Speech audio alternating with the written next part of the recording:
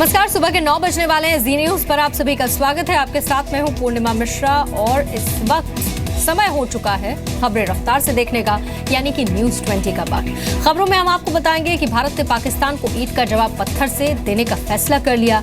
IMA से pass out होकर 610 gentleman cadets बने ऑफिसर, और दिखाएंगे कि दिल्ली में धू धू कर जल गई लग्जरी कार। लेकिन सबसे पहले इस वक्त की बड़ी खबर। रक्षा मंत्री मनोहर पर्रिकर ने एक बार फिर कहा कि पाकिस्तान को ईंट का जवाब पत्थर से देना होगा।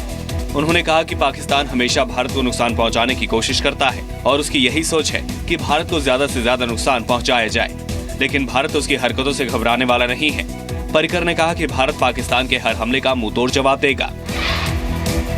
इंडिया को डैमेज करना ये उनका एक अधिकार है, ऐसा पाकिस्तान वालों को, तो वो लोग करते रहते हैं कुछ ना कुछ, तो उनको ये देना, ईंट का जवाब पत्थर से देना। पर्रिकर ने सवाल उठाया कि अगर पाकिस्तान कश्मीर को मुद्दा मानता भी है तो मुंबई पर हमला क्यों? I can understand they have dispute just for understanding बोलो, मैं एग्री नहीं कर रहा हूँ। समझो they have dispute on Jammu Kashmir, वहाँ कुछ होता तो मैं समझ सकता हूँ, लेकिन उसके कारण मुंबई के ऊपर जो अटैक है उसका कारण क्या है? So they consider India as a potential enemy to them, like for life. America ने पाकिस्तान को हिदायत दी है कि उसकी धरती का इस्तेमाल भारत में हमलों की साजिश रचने के लिए नहीं होना चाहिए। अमेरिका ने पाकिस्तान से सभी आतंकी गुटों के खिलाफ कड़ी कार्रवाई करने को भी कहा है। अमेरिकी संसद में प्रधानमंत्री नरेंद्र मोदी के भाषण के बाद ओबामा प्रशासन ने पाकिस्तान को कड़ा संदेश दिया है। अमेरिकी विदेश मंत्रालय के प्रवक्ता मार्क टोनर ने कहा, अमेरिका पाक को भारत से संबंधों में सुधार करने के लिए प्रोत्साहित करता रहा है। हम दोनों देशों को तनाव कम करने के लक्ष्य में सीधी बातचीत के लिए प्रोत्साहित करते हैं, लेकिन पाकिस्तान को यह सुनिश्चित करना होगा कि उसकी धरती का इस्तेमाल भारत में आतंकी हमलों के लिए नहीं हो। पाकिस्तान उन सभी आतंकी समूहों से निपटने के लिए कदम उठाए जो उसकी धरती का इस्तेमाल कर रहे हैं। अमेरिका का ये बयान अमेरिकी संसद में पीएम मोदी के भाषण के बाद आया, जिसमें उन्होंने पाक पर निशाना साधते हुए कहा था कि हमारे पड़ोस में ही आतंकवाद फल फूल रहा है। पाकिस्तान के आतंकी संगठन लश्कर तैयबा का सरगना हाफिज सईद भारत अमेरिका की दोस्ती से घबरा गया है। इस्लामाबाद में उसने एक भाषण के दौरान कहा कि पहले ड्रोन हमले अफगानिस्तान से होते थे और अब अमेरिका भारत से ड्रोन उड़ाकर के आतंकियों को निशाना बना रहा है। हाफिज सईद ने पीएम मोदी का नाम लेकर कहा कि अब अमेरिका के ड्रोन इंडिया से उड़ान भरकर पाकिस्तान में हमले कर रहे हैं, लेकिन भारत इस बात को अफगानिस्तान से होते थे, अब ड्रोन इंडिया के एयरपोर्टों पर मौजूद हैं। मैं कहता हूं मोदी जरा मेरी इस बात की तरदीद करके दिखाए, लेकिन वो नहीं कर सकता। ये बड़े खौफनाक मंसूबे पाकिस्तान के खिलाफ बना के सरकार ने एयरक्राफ्ट कैरियर INS विक्रमादित्य पर हुए हादसे की जांच के आदेश दे दिए हैं। रक्षा मंत्री मनोहर पर्रिकर ने हादसे के पीछे किसी भी आतंकी वारदात या साजिश से इनकार किया है। वो एक्सीडेंट जो है उसमें सीवेज का ट्रीटमेंट जो करने गए थे, वहाँ पॉइजनस गैसेस इनहेल करने के कारण हुआ है। It is a very painful thing. इसके लिए इन्वेस्टिगेशन करने को कहा है। कर्नाटक के कारवाड़ नेवल बेस में INS विक्रमादित्य पर शुक्रवार को सीवेज ट्रीटमेंट प्लांट में मेंटेनेंस के दौरान जहरीली गैस लीक से 2 लोगों की मौत हो गई, जबकि 2 लोग बीमार हो गए। मरने वालों में शिपराइट आर्टिफिशियल राकेश कुमार और रॉयल मरीन के मोहनदास गुलामकर शामिल हैं। दिल्ली में बीती रात एक बड़ा हादसा टल गया। सड़क पर चलते चलते एक ऑडी कार में आग लग गई। हादसा मंगोलपुरी इलाके में हुआ। शुक्रवार की देर शाम कपिल अपनी कार से जा रहे थे। जैसे ही कार मंगोलपुरी फ्लाईओवर पर पहुंची, अचानक उसमें आग लग गई। हालांकि कपिल वक्त रहते सुरक्षित बाहर निकल गए। ये जो कार आप देख रहे हैं जो कि जलकर राख हो गई है, ये कार जो है ओडी कार है, जो कि पीरागढ़ी की तरफ से आ रही थी और इसे रोहिणी की तरफ जाना था। उसके बाद जैसे ही ये कार जो है मंगोलपुरी फ्लाईओवर पर पहुंची, उसी वक्त इस कार में अचानक आग लगने लगी और जो बोनट है वहां से धुआं उठने लगा। उसके बाद आग जो है इस पूरी कार में लग गई और फिर ये कार धू धू कर जलने लगी। लेकिन इसमें एक शख्स बैठा हुआ था जो कि इसको चला रहा था, जिसका नाम कपिल बताया गया है, जो कि रोहिणी का रहने वाला है। वो बिल्कुल सुरक्षित है। दिल्ली में लूटपाट का विरोध करने पर बदमाशों ने कपड़ा कारोबारी की गोली मारकर हत्या कर दी। वारदात शुक्रवार की रात करीब 10 बजे जहांगीरपुरी इलाके में हुई। कारोबारी विजय वाधवा रात को अपनी दुकान बंद कर घर लौट रहे थे। रास्ते में बाइक सवार बदमाशों ने उनसे रुपयों से भरा बैग छीनने की कोशिश की, लेकिन जब उन्होंने विरोध किया तो उन्हें गोली मार दी गई। पुलिस आसपास के सीसीटीवी कैमरों के वीडियो से हमलावरों की सुराग तलाश रही है। राज्यसभा की 27 सीटों के लिए आज वोट डाले जाएंगे। इनमें सबसे ज्यादा यूपी की 11, राजस्थान और कर्नाटक की 4-4, मध्य प्रदेश की 3, झारखंड और हरियाणा की 2-2 और उत्तराखंड की 1 सीट है, जबकि महाराष्ट्र और तमिलनाडु की 6-6, बिहार की 5, आंध्र प्रदेश की 4, ओडिशा की 3, तेलंगाना और छत्तीसगढ़ की 2-2 और पंजाब की 1 सीट के लिए सभी उम्मीदवार निर्विरोध चुन लिए गए हैं। राज्यसभा की जो 57 सीटें खाली हुई थी, उनमें कांग्रेस और बीजेपी दोनों पार्टियों के खाते में 14-14 सीटें थी। प्रवर्तन निदेशालय ने मुंबई की स्पेशल पीएमएलए कोर्ट में अर्जी देकर 9,000 करोड़ के बैंकों के कर्जदार कारोबारी विजय माल्या को भगोड़ा घोषित करने की गुहार लगाई है। बैंक कर्ज घोटाला मामले में माल्या के खिलाफ ईडी मनी लॉन्ड्रिंग की जांच कर रहा है। ईडी ने शुक्रवार को इसी जांच से संबंधित अर्जी दायर की है।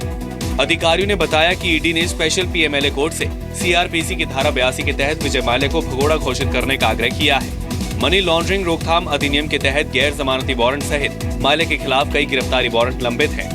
ईडी की अर्जी पर अदालत 13 जून को आदेश दे सकती है। माल्या के खिलाफ बैंकों के 9,000 करोड़ रुपए के कर्ज, चेक बाउंस और मनी लॉन्ड्रिंग का केस चल रहा है। यूपी के कैराना से हिंदुओं के पलायन की खबर जी न्यूज पर दिखाए जाने के बाद राष्ट्रीय मानवाधिकार आयोग ने अखिलेश सरकार, यूपी के मुख्य सचिव और डीजीपी को नोटिस जारी करते हुए 4 हफ्ते में जवाब मांगा है। कैराना से एक महिला के अपहरण और 2 व्यापारियों की हत्या की शिकायत मामले में एनएसआरसी ने डीआईजी इन्वेस्टिगेशन से 2 हफ्ते में रिपोर्ट देने को कहा है। केंद्रीय गृह मंत्री राजनाथ सिंह खुद हालात का जायजा लेने के लिए जून के आखिरी हफ्ते में कैराना जाएंगे। गृह मंत्री जी को मैंने अवगत कराया है। गृह मंत्री जी बड़ी चिंता व्यक्त की उन्होंने, और मैंने उनसे आग्रह किया कि आप स्वयं आइए ताकि लोगों में एक आत्मविश्वास पैदा हो सके कि देश के गृह मंत्री भी यहाँ पर आए हैं, और उन्होंने कहा कि जून के अंतिम सप्ताह में कार्यक्रम रखें। यूपी बीजेपी के अध्यक्ष केशव प्रसाद मौर्य ने भी एक समिति का गठन किया है।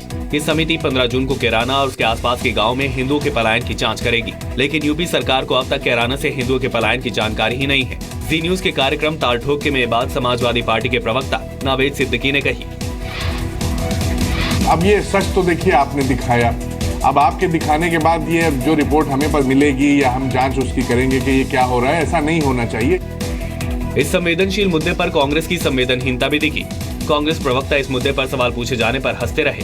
जी न्यूज ने ग्राउंड रिपोर्ट में दिखाया है कि कैराना में सांप्रदायिक असंतुलन और तनाव की वजह से अब तक 346 हिंदू परिवार पलायन कर चुके हैं और हिंदुओं की जनसंख्या कैराना में 23 से घटी है। देहरादून में इंडियन मिलिट्री एकेडमी से 138वें रेगुलर बैच के 610 कैडेट आज पास आउट हो गए।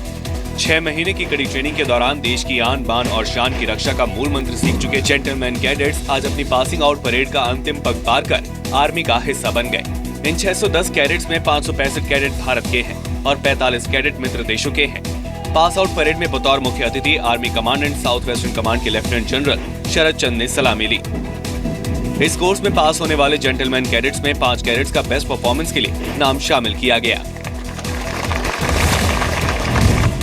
भारत के एकमात्र व्यक्तिगत ओलंपिक स्वर्ण पदक विजेता दिग्गज निशानेबाज अभिनव बिंद्रा ने रियो ओलंपिक खेलों के बाद निशानेबाजी से संन्यास की घोषणा की है।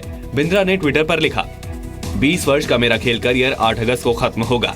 ये 20 वर्ष बेहद खास रहे। रियो ओलंपिक के 5 अगस्त को होने वाले उद्घाटन समारोह के लिए भारतीय दल के ध्वजवाहक चुने गए अभिनव बिंद्रा ने इसे सर्वोच्च सम्मान करार दिया है। उन्होंने कहा, ओलंपिक खेलों में तिरंगा लेकर अगुवाई करना किसी खिलाड़ी के लिए सर्वोच्च सम्मान होता है। मैं आभारी हूँ कि मुझे इस सम्मान के लायक समझा गया। बिंद्रा इस साल 5वीं बार ओलंपिक में हिस्सा लेंगे। वो 8 अगस्त को पुरुषों की 10 मीटर एयर राइफल प्रतियोगिता में चुनौती पेश करेंगे। बिंद्रा 5 अगस्त से शुरू होने वाले रियो ओलंपिक में भारतीय दल के सद्भावना दूत भी हैं। अफगानिस्तान के काबुल में एक अंतर्राष्ट्रीय एनजीओ में काम करने वाली भारतीय महिला का कल रात अपहरण कर दिया गया। अगवा की गई जूडिथ डिसूजा नाम की महिला 2015 से काबुल में रह रही है, जबकि उसका परिवार कोलकाता में रहता है। जूडिथ की मां ने सरकार से अपनी बेटी की सकुशल रिहाई कराने की अपील की है। We want the government to get my daughter back safely. विदेश मंत्री सुषमा स्वराज ने भी जूडिथ के परिवार को हर संभव मदद का भरोसा दिया है। मैंने जूडिथ की बहन से बात की है, हम उसे बचाने के लिए कोई कसर नहीं छोड़ेंगे। भारतीय दूतावास ने अफगानिस्तान सरकार के सामने जूडिथ डिसूजा के अपहरण का मुद्दा उठाया है। वहीं सऊदी अरब की राजधानी रियाद में भी एक भारतीय महिला को उसके एम्प्लॉयर ने बंधक बना लिया है। विदेश मंत्रालय ने इस मामले में भारतीय दूतावास को तुरंत एक्शन लेने को कहा है। उत्तर प्रदेश विधान परिषद चुनाव में बड़ी जीत के बावजूद समाजवादी पार्टी के लिए चिंता की खबर है। समाजवादी पार्टी के 3 विधायकों ने बीजेपी के समर्थन में मतदान किया। हालांकि बीजेपी इसके बावजूद 2 में से एक ही सीट जीत सकी। 13 सीट के लिए हुए विधान परिषद चुनाव में समाजवादी पार्टी को 8 सीट मिली है। बीएसपी के खाते में 3 और कांग्रेस का 1 प्रत्याशी जीत दर्ज कर सका। कांग्रेस का जो पूरा ग्रुप था वो लगभग एकजुट रहा और हम जीते हैं, तो ये लोकतंत्र की जीत है और कांग्रेस इसको बहुत ही अहमियत देती है इस चुनाव को। हम तो ये कहेंगे कि भविष्य में इलेक्शन कमीशन को कुछ ऐसा करना चाहिए कि इसका वोट भी ओपन वोट हो, नहीं तो खरीद फरोख्त का ये खेल अच्छा नहीं है। यूपी विधान परिषद चुनाव में पहली बार नोटा का प्रयोग हुआ। देश के 4 राज्यों में विधानसभा के साथ विधान परिषद की व्यवस्था है। विधान परिषद की कुछ सीटों के लिए विधानसभा के सदस्य ही मतदान करते हैं। बांग्लादेश में आज एक और हिंदू पुजारी की हत्या कर दी गई। वारदात बांग्लादेश के पबना शहर के हिमायतपुर इलाके की है। स्थानीय मंदिर में पुजारी नित्यारंजन पांडे सुबह 6:15 बजे मॉर्निंग वॉक पर निकले थे, तभी मंदिर के पास हमलावरों ने उन पर हमला कर दिया। नित्यारंजन 40 साल से मंदिर में काम कर रहे थे। फिलहाल किसी ग्रुप ने हमले की जिम्मेदारी नहीं ली है। एक हफ्ते के अंदर बांग्लादेश में अल्पसंख्यकों की हत्या का यह चौथा मामला है। 3 दिन पहले बांग्लादेश में हिंदू पुजारी आनंद गोपाल गांगुली को भी मार दिया गया था। जनवरी से अब तक बांग्लादेश में 40 अल्पसंख्यकों की हत्या हो चुकी है। आतंकी संगठन आईएसआईएस चीफ अबू बकर अल बगदादी नाटो सेनाओं के हवाई हमले में घायल हो गया है। सूत्रों के मुताबिक बगदादी इराक में सीरिया सीमा के करीब आईएसआईएस के कमान मुख्यालयों में हवाई हमले में घायल हो गया है। एक इराकी न्यूज चैनल ने निनवे प्रांत के स्थानीय सूत्रों के हवाले से पुष्टि की है कि बगदादी और आईएसआईएस के कई और बड़े कमांडर गुरुवार को नाटो की बमबारी में घायल हो गए हैं। अंग्रेजी अखबार एक्सप्रेस यूके ने इस इराकी सूत्र के हवाले से कहा, अंतर्राष्ट्रीय गठबंधन के विमानों ने गुरुवार को उस जगह बमबारी की जहां आईएसआईएस के लड़ाकों का ठिकाना है। ये स्थान इराक और सीरिया की सीमा के पास निनवे से 65 किलोमीटर पश्चिम में है। दरअसल इराक की राजधानी बगदाद में गुरुवार को 2 अलग अलग ब्लास्ट में 22 लोगों की मौत हो गई थी, जबकि करीब 70 लोग घायल हुए थे।